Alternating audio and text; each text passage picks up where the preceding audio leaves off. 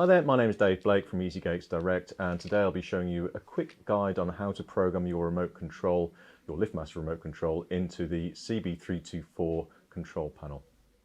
So first up, we want to take our remote control and locate on the control board the button labelled S, and just press that once and release, and this LED dot will come on here, and then whilst that's lit, press the button that we want to learn in until that goes out. That's it. So now that button on that remote control should now operate the gate. So that's how we program it in to operate the gate fully. But you may wish to program this remote control in to do a partial open, which is like pedestrian mode.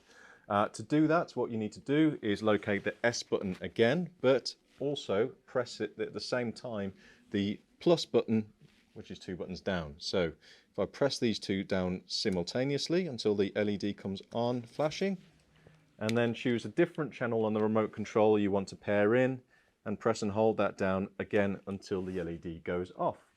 And that's it. That should now also be programmed to this gate system. That's all you need to know about how to program that remote control in. But for more information, contact us on 01384 569 942, or for any technical queries, contact our technical team via email, technical@easygates.co.uk.